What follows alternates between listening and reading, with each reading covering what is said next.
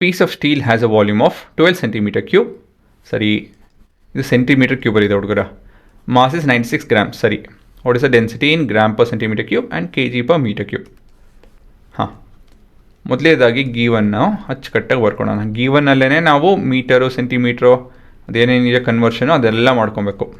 So ಮೊದಲೇದಾಗಿ volume is given to be 12 centimetre cube ಅಲ್ವಾ? ಹಾಂ, ನೆಕ್ಸ್ಟ್ 1 ಮೀಟ್ರಲ್ಲಿ 100 ಸೆಂಟಿಮೀಟ್ರ್ ಇರುತ್ತೆ. ಇವಾಗ ನಮಗೆ ಮೀಟರ್ ಕ್ಯೂಬ್ ಬೇಕು, ಹಾಗಾಗಿ ಇದನ್ನು ಕೂಡ ಕ್ಯೂಬ್ ಮಾಡಬೇಕು, ಇದನ್ನು ಕೂಡ ಕ್ಯೂಬ್ ಮಾಡಬೇಕು.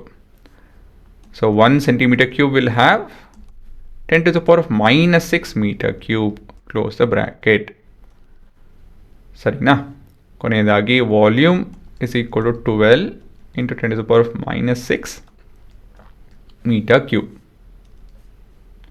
ಆಯಿತಾ? ಮತ್ತು ಮುಂದೆ mass is equal to 96 gram, which is equal to 96 into 10 to the power of -3 kg divided by 1000 ಬರೆಯೋದು ಬದಲಾಗಿ -3 ಆಗ್ತಾ ಇದ್ದೀನಿ. Because K stands for 10 to the power of +3. ಸರಿನಾ ಹುಡುಗರ? ಸೊ -3 + 3 0 ಆಗುತ್ತೆ, ತಿರ್ಗಾ ಇದೇ ವ್ಯಾಲ್ಯೂ ವಾಪಸ್ ಬರುತ್ತೆ. ಸೊ ಈ ರೀತಿಯಲ್ಲಿ ನಿಮ್ಗೆ ಲಾಜಿಕಲಿ ಕಲಿತು ಅಂತ ಹೇಳಿದ್ರೆ ಸುಲಭ ಆಗುತ್ತೆ, ಇಲ್ಲ ಅಂತ ಹೇಳಿದ್ರೆ ಕಷ್ಟ. ಮತ್ತು ಮುಂದೆ density is equal to mass by volume, ನಿಮ್ಗೆ ಬೇಕಾಗಿರೋ ಫಾರ್ಮುಲಾ. ಅದಾದಮೇಲೆ ಮೊದಲನೇ ಪ್ರಶ್ನೆ.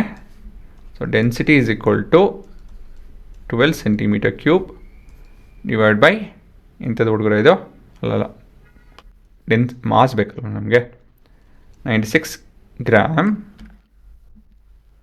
Divide by 12 centimetre cube. ಸರಿ ತಾನೆ? So this is equal to 8 gram per centimetre cube. ಸರಿನಾ? Question number B. ಇದು 96 into 10 to the power of -3 kg divided by 12 into 10 to the power of -6 metre cube ಅಲ್ವಾ? Normal ಕ್ಯಾನ್ಸಲೇಷನ್ನು 1s 8s. ಅದು ಬಿಟ್ಟು exponent part ಇದೆ, that is 10 to the power of -3 + 6